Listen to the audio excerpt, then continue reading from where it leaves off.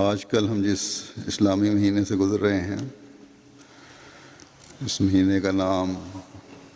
محرم الحرام ہے۔ یہ ماہ اسلامی کیلنڈر کا پہلا مہینہ ہے۔ عام طور پر جب سال کا پہلا مہینہ آتا ہے، نیا سال شروع ہوتا ہے، ہم ایک دوسرے کو مبارکباد دیتے ہیں۔ گزشتہ جمعہ جو تھا، بعض جگہوں پہ محرم جمعے کو شروع ہوا ہے، جمعرات کو شروع ہوا۔ تو جمعے پہ آنے لگا میں، تو باہر ایک صاحب کھڑے تھے، انہوں نے مبارکباد دی۔ لیکن مبارکباد کس چیز کی؟ کیونکہ اسی دن عراق میں دھماکے ہوئے، شیعوں کے اوپر حملے کیے گئے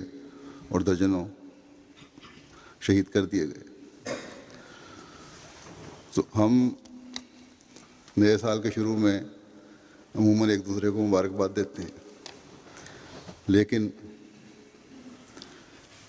جب قمری سال کا یہ مہینہ شروع ہوتا ہے تو مسلمان شرفاء کی اکثریت، جن کو امت کا درد ہے، اس مہینہ کے آنے پر فکر اور خوف کا اظہار شروع کر دیتی ہے۔ یہ کیوں ہے؟ جیسا کہ میں نے بتایا کہ دھماکے ہوتے ہیں، قتل و غارت ہوتی ہے۔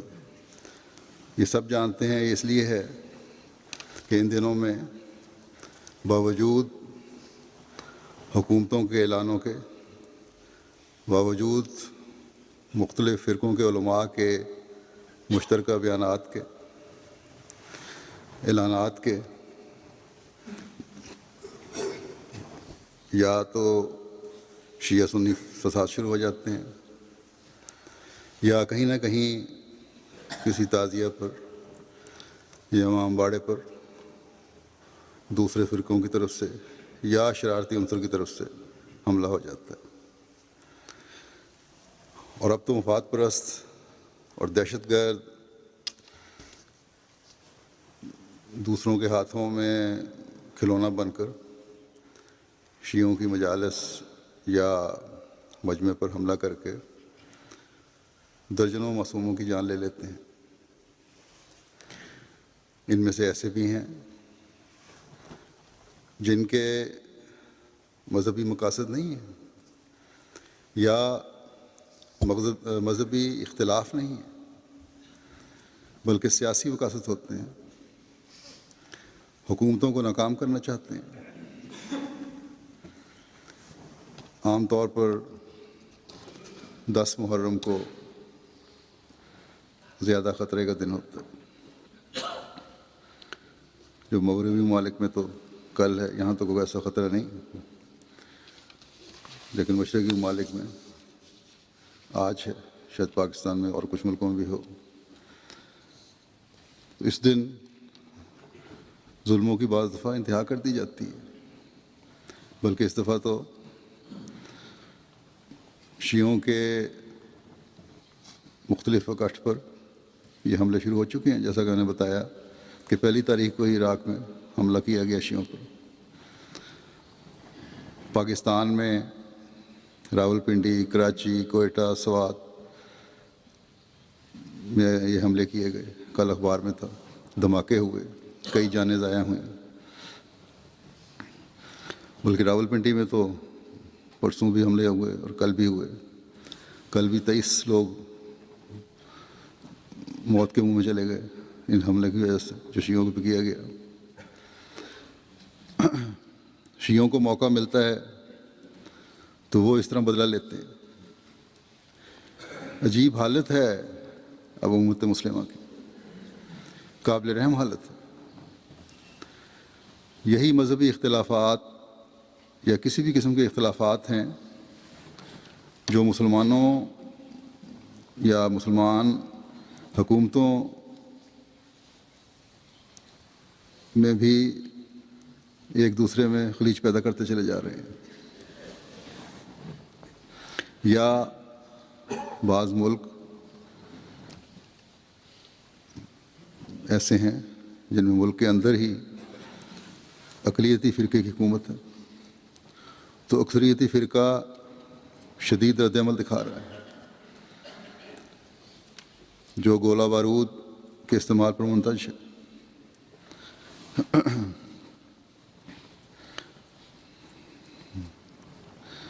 اقلیتی فرقے کو موقع ملتا ہے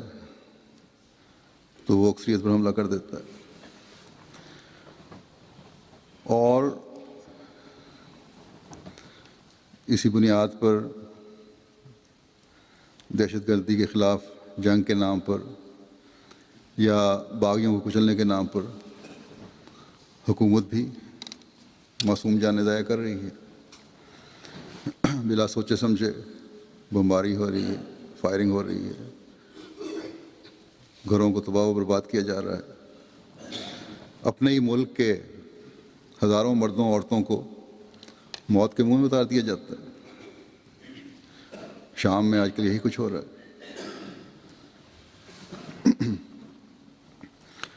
یہی وجہ ہے کہ اسلام مخالف قوتوں کو اپنی منمانی کرنے کی کھلی چھٹی مل گئی۔ فلسطینیوں پر اسرائیل کا حملہ مسلمانوں کے اس اختلاف اور ایک نہ ہونے کی وجہ سے۔ کوئی اسلامی ملک نہیں ہے جہاں مذہبی اختلاف یا سیاسی اختلاف کی بنا پر تمام اخلاقی قدروں کو پامال نہ کیا جا رہا، یا جہاں ایک دوسرے کے خلاف ظلم کی بھیانک داستانیں رقم نہ کی جا رہی ہیں۔ نتیجتاً کسی نہ کسی صورت میں ظلم ہوتا ہوا ایک دوسرے کی طرف سے تو ہمیں نظر آ رہا ہے۔ بیرونی اسلامی قوتیں بھی اس وجہ سے، اس کے نتیجے میں اپنے دائرے اسلامی ممالک پر تنگ کرتی چلی جا رہی ہیں۔ کاش کہ مسلمانوں کو عقل آ جائے اور یہ ایک ہو جائیں، اپنے اسلاف سے کچھ سبق سیکھیں۔ تاریخ ہمیں ان کے متعلق کیا کہتی ہے؟ جب ایک اسلامی ملک، اسلام مخالف بڑی طاقت نے،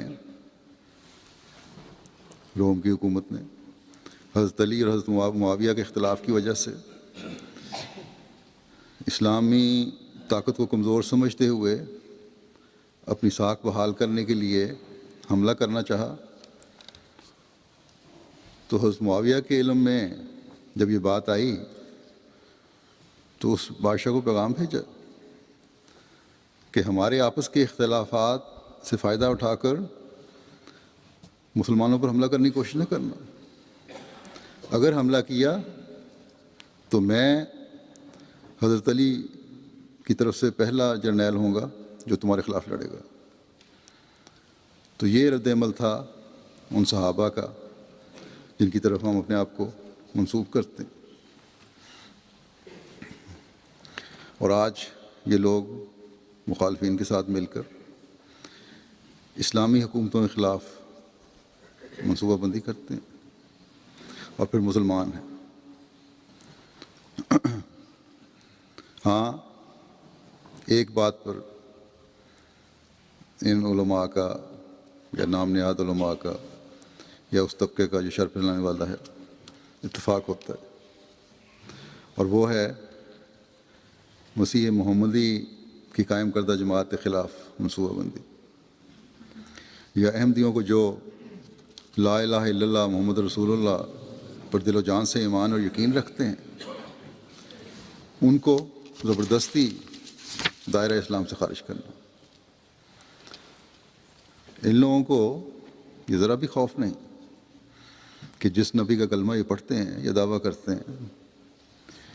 جس کے لیے جانوں آبرو قربان کرنے کا دعویٰ کرتے ہیں، اس کے اس ارشاد پر بھی ذرا غور کریں،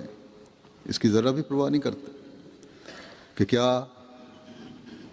حضرت صلی اللہ علیہ وسلم نے فرمایا تھا۔ یہ ایک اصولی حکم ہے، صرف ایک صحابی کے لیے نہیں تھا، کہ کیا تم نے لوگوں کے دل چیر کر دیکھے ہیں کہ یہ دل سے کلمہ پڑھتے ہیں یا اوپر سے اور کسی خوف کی وجہ سے؟ کاش کہ یہ لوگ سمجھ جائیں۔ علماء کہلانے والے اپنے نام نہاد علم کے دعوے کے قول سے باہر آئیں، عوام الناس کو گمراہ کرنے کے بجائے انہیں انصاف اور حق بتانے کی کوشش کریں، اور اس جری اللہ کے ساتھ منسلک ہو کر تمام فرقہ بندیوں کا خاتمہ کر کے ظلم و تعدی کو ختم کریں، اور مذہبی جنگوں کے تصور کو ختم کر کے اسلام کی خوبصورت تعلیم کو مسیح الزمان کے بتائے ہوئے طریق کے مطابق پھیلا کر دشمن کی طاقت کو ختم کر کے حضرت صلی اللہ علیہ وسلم کے جھنڈے تلے لانے والے بن جائیں۔ محرم کے حوالے سے میں نے بات شروع کی تھی، تو اس وقت میں اس مسیح الزمان اور مہدی دوران کے چند حوالے آپ کے سامنے پیش کروں گا، تاکہ لاکھوں کی تعداد میں ان احمدیوں کے سامنے یہ بات آ جائے، وہ احمدی بھی سن لیں جو نئے شامل ہونے والے ہیں، اور وہ بھی جو نوجوان ہیں، کوئی علم نہیں کہ حضرت مسیح موعود علیہ الصلوۃ والسلام نے کس طرح بزرگوں کی عزت کو قائم کیا، کس طرح صحابہ کے مقام کو پہچانا، کس طرح شیعہ سنی کے فرق کو مٹایا، اور کس طرح اللہ تعالیٰ کے حکم کے مطابق تمام مسلمانوں کو جو روئے زمین پر بستے ہیں ایک ہاتھ پر جمع کر کے امت واحدہ بنانے کے طریق سکھائے۔ اسی طرح غیر الجماعت جو ہمارے بعض دفعہ خطبات سنتے ہیں، باتیں سنتے ہیں،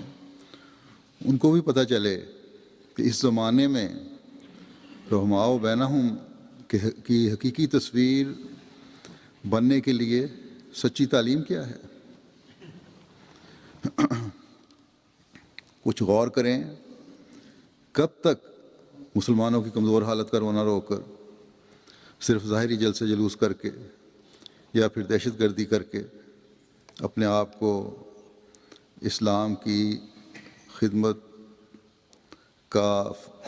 فرض اور حق ادا کرنے والا سمجھتے رہیں گے؟ کب تک دشمن کو اپنی بے نتیجہ اور ظالمانہ کارروائیاں کر کے اسلام پر حملے کرنے کے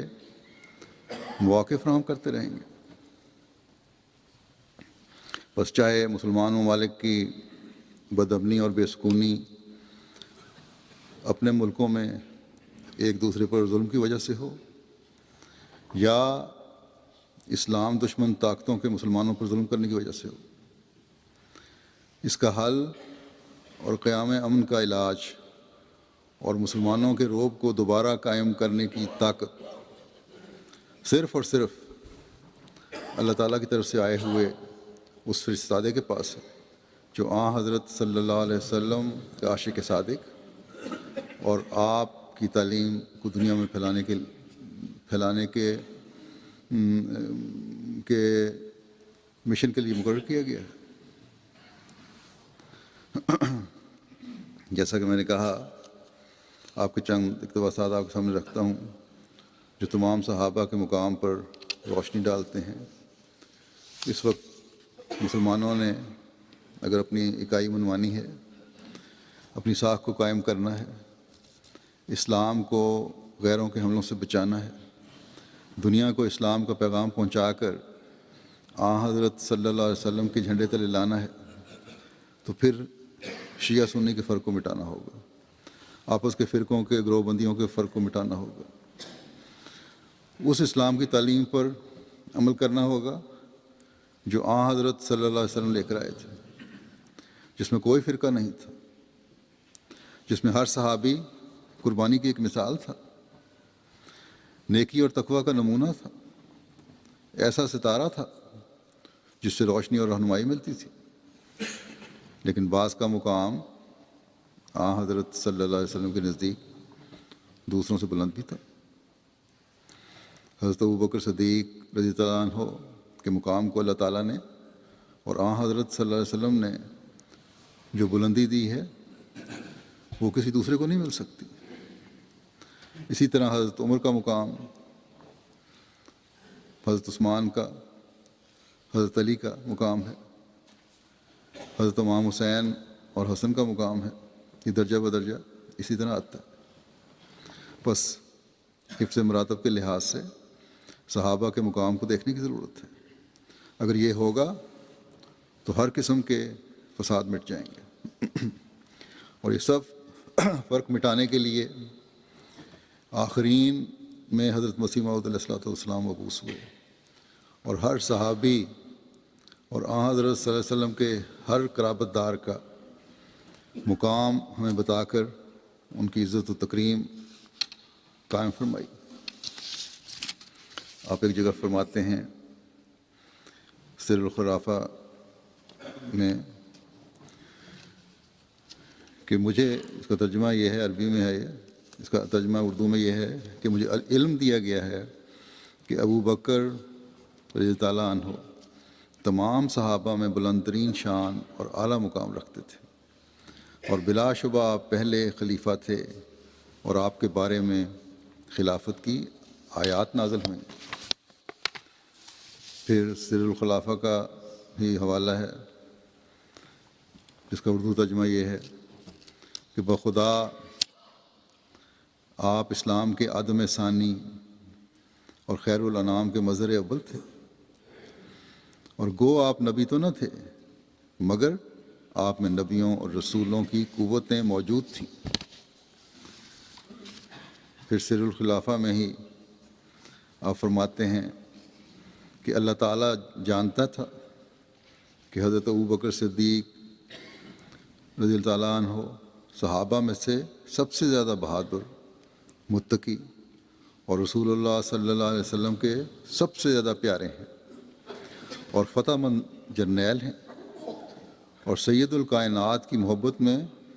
فنا اور شروع سے ہی آپ صلی اللہ علیہ وسلم کے غم گسار، اور آپ کے کاموں میں آپ صلی اللہ علیہ وسلم کے مددگار۔ اس لیے اللہ تعالیٰ نے اپنے نبی کو تنگی کے زمانے میں ان کے ذریعے تسلی دی، اور انہیں صدیق کے نام سے مخصوص کیا گیا۔ وہ نبی دو جہان کے مقرب بنے، اور اللہ تعالیٰ نے انہیں ثانی اثنین کی خلت سے نوازا اور اپنے خاص بندوں میں شامل کیا۔ پھر ایک جگہ الفاظ میں فرماتے ہیں کہ رسول اللہ صلی اللہ علیہ وسلم کے وقت میں خلیفہ اول نے، جو بڑے ملک التجار تھے، مسلمان ہو کر لا نظیر مدد کی، اور آپ کو یہ مرتبہ ملا کہ صدیق کہلائے اور پہلے رفیق اور خلیفہ اول ہوئے۔ لکھا ہے کہ جب آپ تجارت سے واپس آئے تھے اور ابھی مکہ میں نہ پہنچے تھے کہ راستے میں ہی ایک شخص ملا، اس سے پوچھا کہ کوئی تازہ خبر سناؤ۔ اس نے کہا اور تو کوئی تازہ خبر نہیں، ہاں یہ بات ضرور ہے کہ تمہارے دوست نے پیغمبری کا دعویٰ کیا ہے۔ ابوبکر نے وہیں کھڑے ہو کر کہا کہ اگر اس نے یہ دعویٰ کیا ہے تو سچا ہے۔ پھر آپ فرماتے ہیں حضرت ابوبکر رضی اللہ تعالیٰ عنہ نے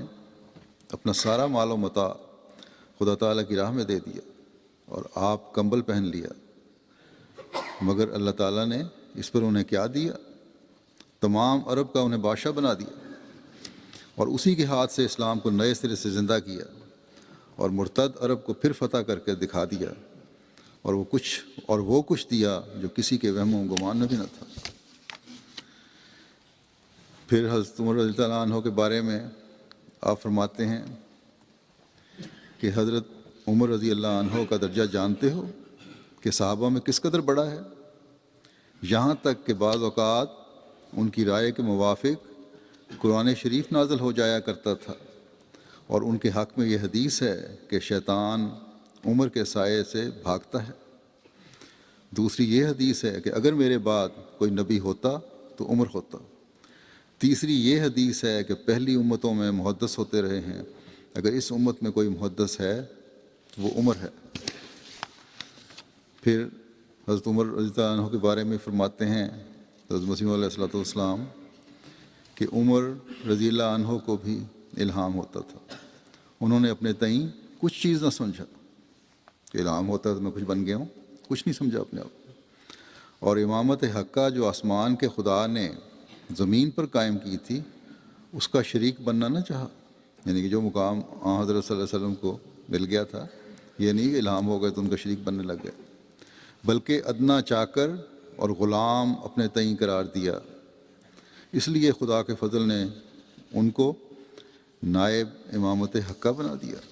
یعنی خلافت کی خلت سے نوازا۔ پھر حجت اللہ میں حضرت مسیح علیہ السلام بیان فرماتے ہیں، عربی کا ترجمہ یہ ہے کہ رسول اللہ صلی اللہ علیہ وسلم کے ہمسائے میں 2 ایسے آدمی دفن کیے گئے ہیں جو نیک تھے، پاک تھے، مقرب تھے، طیب تھے، اور خدا نے ان کو زندگی میں اور ان کی وفات کے بعد اپنے رسول کے رفقا ٹھہرایا، بس یعنی کہ وفات کے بعد ہی ساتھ ہی دفن ہوئے قریب ہی، بس رفاقت یہی ہے جو اخیر تک نبھی اور اس کی نظیر کم پاؤ گے، بس ان کو مبارک ہو کہ انہوں نے آپ صلی اللہ علیہ وسلم کے ساتھ زندگی بسر کی اور آپ صلی اللہ علیہ وسلم کے شہر میں اور آپ صلی اللہ علیہ وسلم کی جگہ خلیفے مقرر کیے گئے اور آپ صلی اللہ علیہ وسلم کے کنارے روضہ میں دفن کیے گئے اور آپ صلی اللہ علیہ وسلم کے مزار کے بہشت سے نزدیک کیے گئے اور قیامت کو آپ صلی اللہ علیہ وسلم کے ساتھ اٹھائے جائیں گے۔ پھر سر الخلافہ کا ایک حوالہ ہے، مسلم وسلم فرماتے ہیں جس کا ترجمہ یہ ہے کہ میرے رب نے مجھ پر ظاہر کیا ہے کہ حضرت ابوبکر صدیق، حضرت عمر فاروق رضی اللہ عنہ، حضرت عثمان رضی اللہ عنہ نیک اور ایمان والے تھے اور ان لوگوں میں سے تھے جن کو اللہ تعالیٰ نے چن لیا اور اپنی عنایات کے لیے مخصوص کر لیا۔ خدا کی قسم اس نے ابو بکر، عمر اور عثمان ذو النورین کو اسلام کے دروازے اور خدائی فوج کے ہراول دستے بنا دیا ہے۔ پھر حضرت علی رضی اللہ عنہ کے بارے میں حضرت مسیح علیہ الصلوۃ والسلام فرماتے ہیں آپ بڑے متقی اور پاک صاف تھے اور ان لوگوں میں سے تھے جو خدائے رحمان کے سب سے پیارے اور اچھے خاندان والے تھے اور زمانے کے سرداروں میں سے تھے،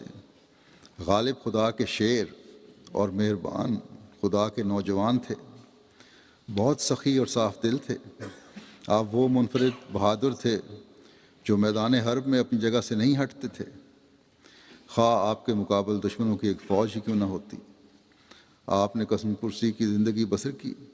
اور پرہیزگاری میں اعلیٰ مقام حاصل کیا۔ آپ مال و دولت عطا کرنے والے، ہم و غم دور کرنے والے اور یتیموں، مسکینوں اور پڑوسیوں کی دیکھ بھال کرنے والے پہلے شخص تھے اور مختلف معرکوں میں آپ سے بہادری کے کارنامے ظاہر ہوتے تھے۔ مطلب یہ کہ بہت پہلے یہ نہیں صرف وہی شخص تھے، یعنی کہ ان کا اچھا بڑا مقام تھا، مختلف معرکوں میں آپ سے بہادری کے کارنامے ظاہر ہوتے تھے اور آپ تلوار اور نیزہ کی جنگ میں عجائب باتوں کے مظہر تھے اور اس کے ساتھ ہی آپ شیریں بیان اور فصیح اللسان تھے، یعنی ایسی تقریر تھی فصاحت و بلاغت جس کا کوئی مثال نہیں عام آدمیوں میں، اور آپ کے کلام دلوں کی تہہ تک اتر جاتا تھا، آپ کا کلام دلوں کی تہہ تک اتر جاتا تھا، آپ اپنے کلام کے ذریعے سے ذہنوں کے زنگ دور کرتے اور اسے دلیل کے نور سے منور کرتے تھے۔ آپ ہر قسم کے اسلوب سے واقف تھے اور جو کوئی کسی معاملے میں صاحب فضیلت ہوتا تھا وہ بھی آپ کی طرف مغلوب کی طرح معذرت کرتا ہوا آتا تھا۔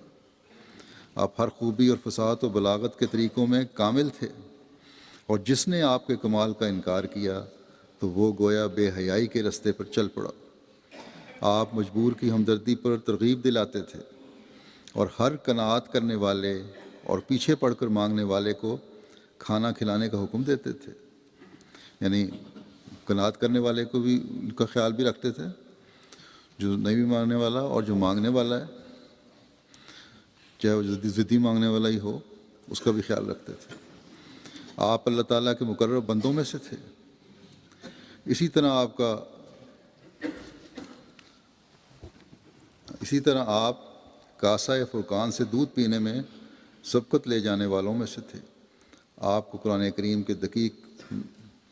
نکات کی معرفت کا عجیب فہم حاصل ہوا تھا۔ جو قرآن کریم ہے اس کا علم، ایک روحانی دودھ جو ہے علم کا قرآن کریم کا، اس میں بہت بڑا فہم و ادراک رکھنے والے تھے آپ۔ پھر حضرت صلی اللہ علیہ وسلم کی ہجرت جب ہوئی ہے مکہ سے مدینہ کی طرف، اس وقت کا واقعہ بیان کرتے ہوئے حضرت علی کے بارے میں حضرت مسیح موعود علیہ السلام فرماتے ہیں کہ ایک جانی عزیز جس کا وجود محبت اور ایمان سے خمیر کیا گیا تھا، جاں بازی کے طور پر حضرت صلی اللہ علیہ وسلم کے بستر پر باشارہ نبوی اس غرض سے منہ چھپا کر لیٹ رہا کہ تا مخالفوں کے جاسوس حضرت صلی اللہ علیہ وسلم کے نکل جانے کی کچھ تفتیش نہ کریں اور اسی کو رسول اللہ صلی اللہ علیہ وسلم سمجھ کر قتل کرنے کے لیے ٹھہرے رہیں۔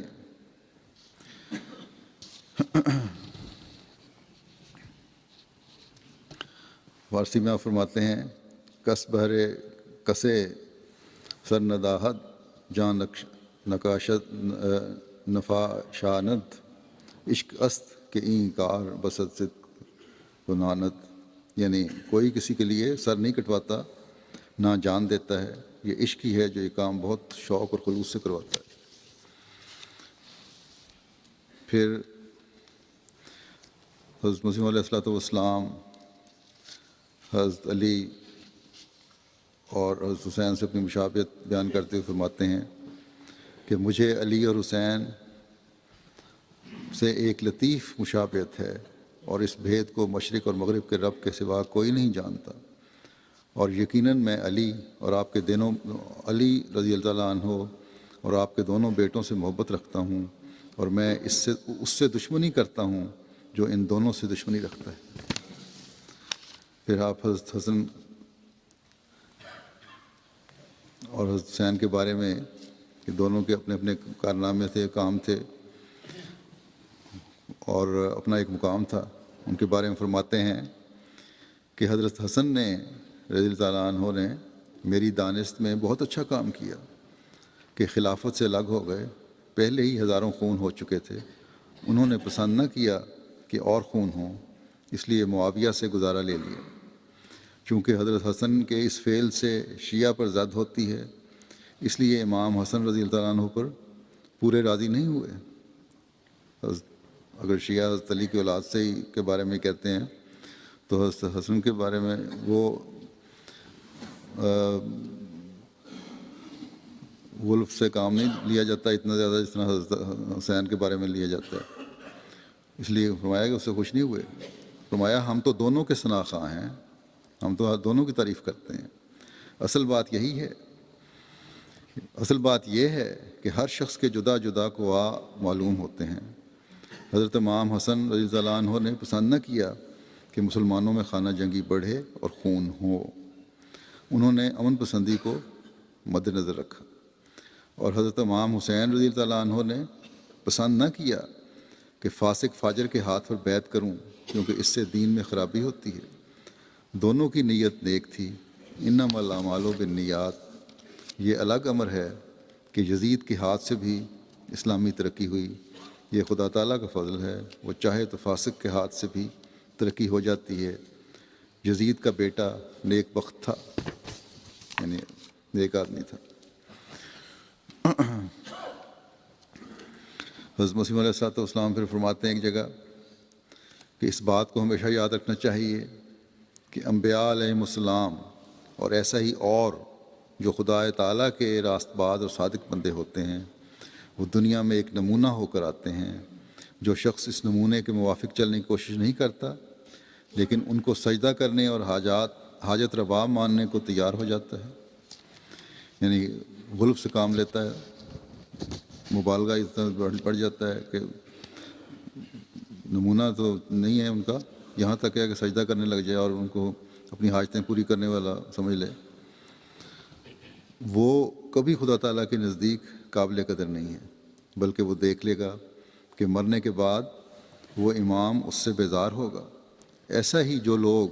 حضرت علی رضی اللہ عنہ یا حضرت امام حسین رضی اللہ عنہ کے درجے کو بہت بڑھاتے ہیں، گویا ان کی پرستش کرتے ہیں، وہ امام حسین کے متبعین میں نہیں ہیں، اور اس سے امام حسین رضی اللہ تعالیٰ عنہ خوش نہیں ہو سکتے۔ انبیاء علیہ السلام ہمیشہ پیروی کے لیے نمونہ ہو کر آتے ہیں، اور سچ یہ ہے کہ بدون پیروی کچھ بھی نہیں، یعنی عمل اصل چیز یہ ہے کہ ان کے طریق پر چلا جائے، نیک لوگوں کے اور انبیاء کے خاص طور پر۔ پھر حضرت مسیح علیہ السلام فرماتے ہیں کہ واضح ہو کہ کسی شخص کے احمدیوں کو نصیحت کرتے ہوئے، کیونکہ کسی احمدی نے حضرت امام حسین رضی اللہ عنہ کے بارے میں کوئی بات کی تھی جو حضرت مسیح علیہ السلام کے علم میں آئی، جس پہ آپ سخت ناراض ہوئے اور احمدیوں کو فرمایا کہ واضح ہو کہ کسی شخص کے ایک کارڈ کے ذریعے سے مجھے اطلاع ملی ہے کہ بعض نادان آدمی جو اپنے تئیں میری جماعت کی طرف منسوب کرتے ہیں، حضرت امام حسین رضی اللہ تعالیٰ عنہ کی نسبت یہ کلمات منہ پر لاتے ہیں کہ ناعوذ باللہ حسین بوجہ اس کے کہ اس نے خلیفہ وقت یعنی یزید سے بیعت نہیں کی، باغی تھا اور یزید حق پر تھا، لعنت اللہ علی الکاذبین۔ فرمایا مجھے امید نہیں کہ میری جماعت کے کسی راست باز کے منہ سے ایسے خبیث الفاظ نکلے ہوں، مگر ساتھ اس کے مجھے یہ بھی دل میں خیال گزرتا ہے کہ چونکہ اکثر شیعہ نے اپنے ورد تبرع اور لعن طعن میں مجھے بھی شریک کر لیا ہے، اس لیے کچھ تعجب نہیں، یعنی کہ مجھے گالیاں نکالتے رہتے ہیں، اس لیے کچھ تعجب نہیں کہ کسی نادان بے تمیز نے سفیہانہ بات کے جواب میں سفیہانہ بات کہہ دی ہو، جیسا کہ بعض جاہل مسلمان کسی عیسائی کی بدزبانی کے مقابل پر جو حضرت صلی اللہ علیہ وسلم کی شان میں کرتا ہے، حضرت عیسیٰ علیہ السلام کی نسبت کچھ سخت الفاظ کہہ دیتے ہیں۔ بہرحال میں اس اشتہار کے ذریعے سے اپنی جماعت کو اطلاع دیتا ہوں کہ ہم اعتقاد رکھتے ہیں کہ یزید ایک ناپاک تباہ دنیا کا کیڑا اور ظالم تھا، اور جن معنوں کی روح سے کسی کو مومن کہا جاتا ہے وہ معنی اس میں موجود نہ تھے۔ مومن بننا کوئی امر سہل نہیں ہے۔ اللہ تعالیٰ ایسے شخصوں کی نسبت فرماتا ہے قالت الاعراب آمنا قل لم تؤمنوا ولکن قولوا اسلمنا۔ مومن وہ لوگ ہوتے ہیں جس دل پر ایمان لکھا جاتا ہے اور جو اپنے خدا اور اس کی رضا کو ہر ایک چیز پر مقدم کر لیتے ہیں، اور تقویٰ کی باریک اور تنگ راہوں کو خدا کے لیے اختیار کرتے اور اس کی محبت میں محو ہو جاتے ہیں، اور ہر ایک چیز جو بت کی طرح خدا سے روکتی ہے، خواہ وہ اخلاقی حالت ہو یا اعمال فاسقانہ ہوں یا غفلت اور کسل ہو، سب سے اپنے تئیں دور تر لے جاتے ہیں۔ لیکن بد نصیب یزید کو یہ باتیں کہاں حاصل تھیں؟ دنیا کی محبت نے اس کو اندھا کر دیا تھا، مگر حسین رضی اللہ تعالیٰ عنہ طاہر مطہر تھا اور بلا شبہ ان برگزیدوں میں سے تھا، اور ان برگزیدوں میں سے ہے جن کو خدا تعالیٰ اپنے ہاتھ سے صاف کرتا اور اپنی محبت سے معمور کر دیتا ہے، اور بلا شبہ وہ سرداران بہشت میں سے ہے، اور ایک ذرہ کینہ رکھنا اس سے موجب سلب ایمان ہے، اور اس امام کی تقویٰ اور محبت الہی اور صبر اور استقامت اور زہد اور عبادت ہمارے لیے اسوہ حسنہ ہے، اور ہم اس معصوم کی ہدایت کے اقتداء کرنے والے ہیں، ہم اس معصوم کی ہدایت کے اقتداء کرنے والے ہیں جو اس کو ملی تھی۔ تباہ ہو گیا وہ دل جو اس کا دشمن ہے، اور کامیاب ہو گیا وہ دل جو عملی رنگ میں اس کی محبت ظاہر کرتا ہے، اور اس کے ایمان اور اخلاق اور شجاعت اور تقویٰ اور استقامت اور محبت الہی کے تمام نقوش انعکاسی طور پر کامل پیروی کے ساتھ اپنے اندر لیتا ہے، جیسا کہ ایک صاف آئینے میں ایک خوبصورت انسان کا نقش۔ یہ لوگ دنیا کی آنکھوں سے پوشیدہ ہیں، کون جانتا ہے ان کا قدر مگر وہی جو ان میں سے ہیں۔ اس دنیا کی آنکھ ان کو شناخت نہیں کر سکتی کیونکہ وہ دنیا سے بہت دور ہیں۔ یہی وجہ حسین کی شہادت کی تھی، کیونکہ وہ شناخت نہیں کیا گیا۔ دنیا نے کس پاک اور برگزیدہ سے اس کے زمانے میں محبت کی، تا حسین سے بھی محبت کی جاتی۔ غرض یہ امر نہایت درجہ شقاوت اور بے ایمانی میں داخل ہے کہ حسین رضی اللہ عنہ کی تحقیر کی جائے، اور جو شخص حسین یا کسی اور بزرگ کی جو ائمہ مطہرین میں سے ہے تحقیر کرتا ہے، یا کوئی کلمہ استخفاف کا ان کی نسبت اپنی زبان پر لاتا ہے، وہ اپنے ایمان کو ضائع کرتا ہے، کیونکہ اللہ جل شانہ اس شخص کا دشمن ہو جاتا ہے جو اس کے برگزیدوں اور پیاروں کا دشمن ہے۔ جو شخص مجھے برا کہتا ہے یا لعن طعن کرتا ہے، اس کے عوض میں کسی برگزیدہ اور محبوب الہی کی نسبت شوخی کا لفظ زبان پر لانا سخت معصیت ہے۔ ایسے موقع پر درگزر کرنا اور نادان دشمن کے حق میں دعا کرنا بہتر ہے، کیونکہ اگر وہ لوگ مجھے جانتے کہ میں کس کی طرف سے ہوں تو ہرگز برا نہ کہتے۔ پھر آپ فرماتے ہیں کہ خدا کے پیاروں اور مقبولوں کے لیے روحانی آل کا لقب نہایت موزوں ہے۔ دروشی میں پڑھتے ہیں نا، آل محمد، فرمایا کہ روحانی آل کا لفظ جو ہے خدا کے پیاروں اور مقبولوں کے لیے ہے، اور وہ روحانی آل اپنے یعنی حضرت امام حسن حسین کا ذکر کر رہے ہیں یا اہل بیت کا، کہ وہ روحانی آل اپنے روحانی نانا سے وہ روحانی وراثت پاتے ہیں، جس کو کسی غاصب کا ہاتھ غصب نہیں کر سکتا، اور وہ ان باغوں کے وارث ٹھہرتے ہیں جن پر کوئی دوسرا قبضہ ناجائز کر ہی نہیں سکتا۔ بس یہ سفلی خیال بعض اسلامی فرقوں میں اس وقت آ گئے ہیں جب کہ ان کی روح مردہ ہو گئی اور اس کو روحانی طور پر آل ہونے کا کچھ بھی حصہ نہ ملا، اس لیے روحانی مال سے لاوارث ہونے کی وجہ سے ان کی عقلیں موٹی ہو گئیں اور ان کے دل مقدر اور کوتاہ بین ہو گئے۔ اس میں کس ایماندار کو کلام ہے کہ حضرت امام حسین اور امام حسن رضی اللہ عنہما خدا کے برگزیدہ اور صاحب کمال اور صاحب عفت اور عصمت اور ائمۃ الہدیٰ تھے، یعنی ہدایت کے امام تھے، اور وہ بلا شبہ دونوں معنوں کے روح سے حضرت صلی اللہ علیہ وسلم کے آل تھے۔ سو اہل معرفت اور حقیقت کا یہ مذہب ہے کہ اگر حضرت امام حسین اور امام حسن رضی اللہ عنہما حضرت صلی اللہ علیہ وسلم کے سفلی رشتے کے لحاظ سے آل بھی نہ ہوتے، تب بھی بوجہ اس کے کہ وہ روحانی رشتے کے لحاظ سے آسمان پر آل ٹھہر گئے تھے،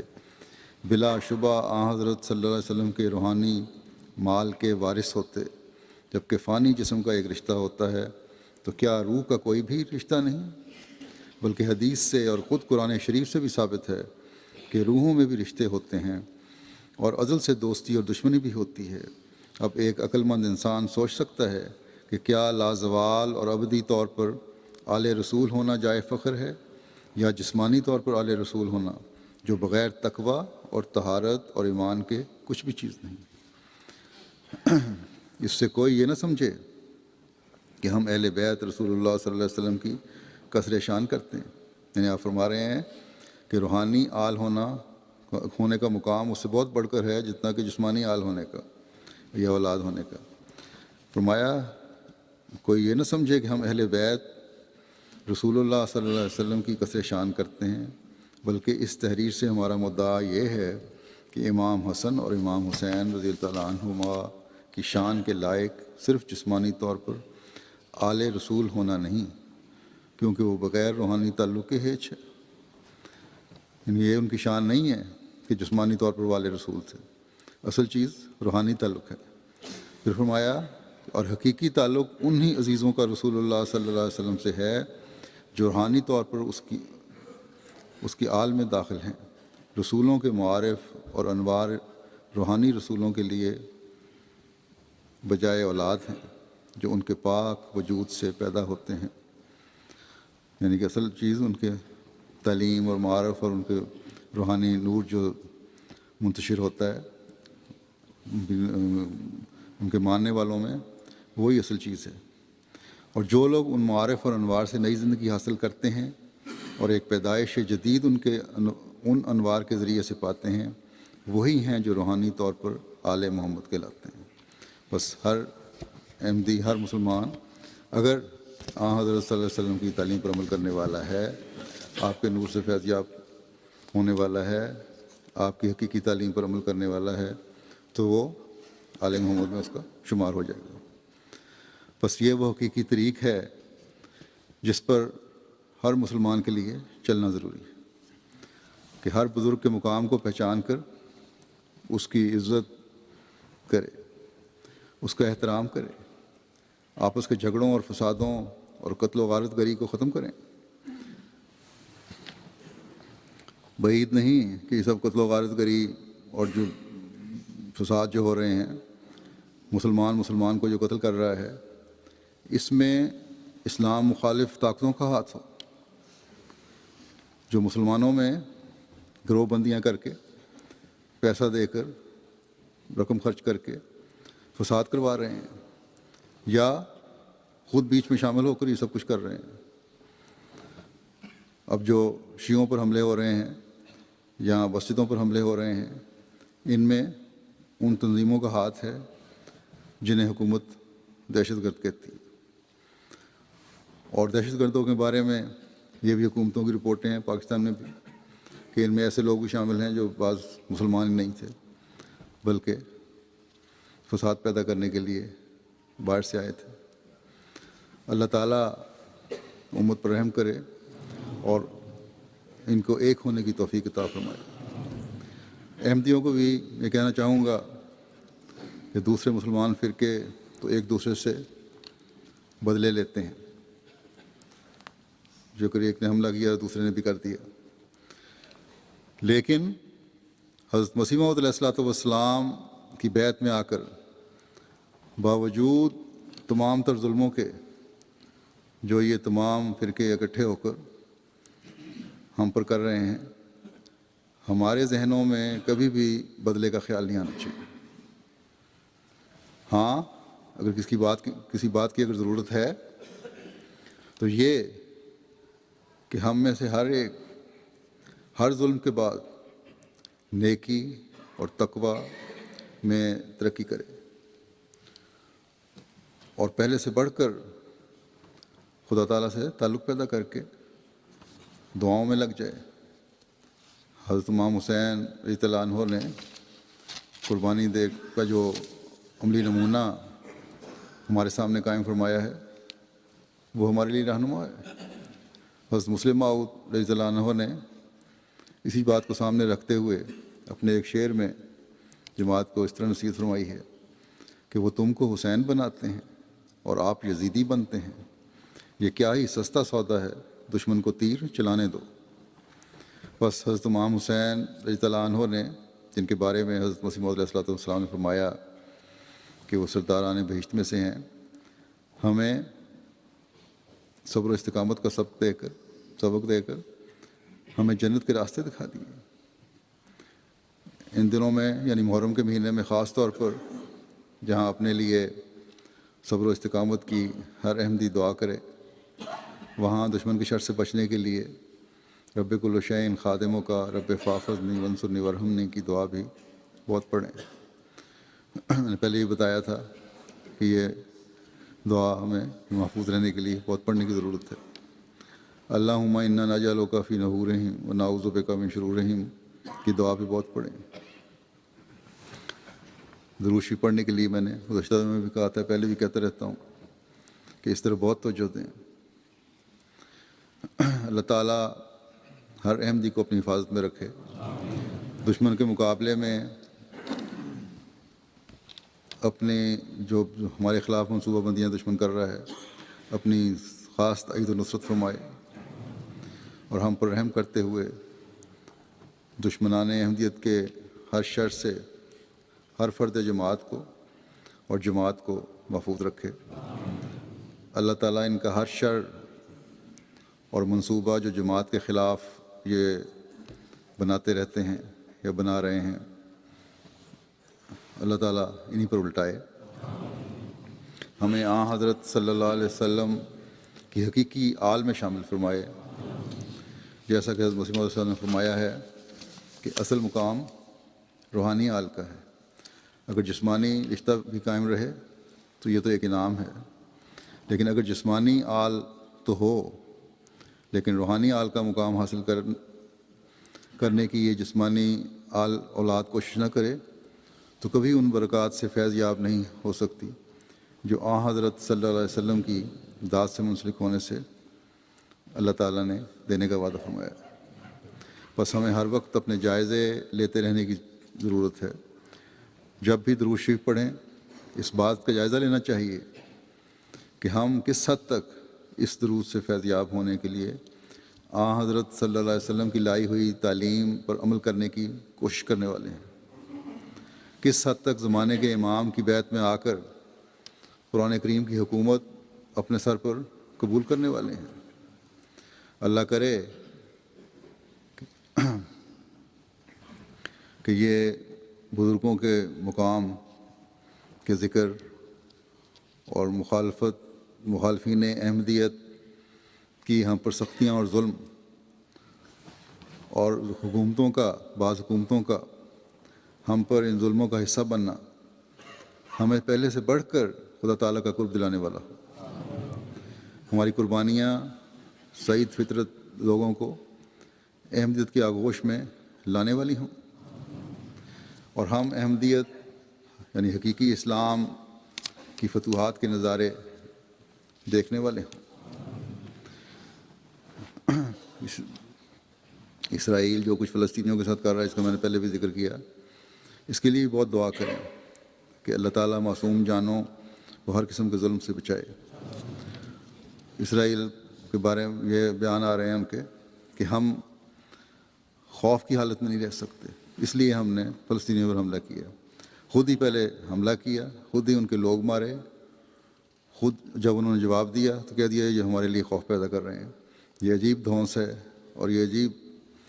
طریق ہے جو دنیا والے اپنا رہے ہیں، صرف اس لیے جیسا کہ میں نے پہلے بھی کہا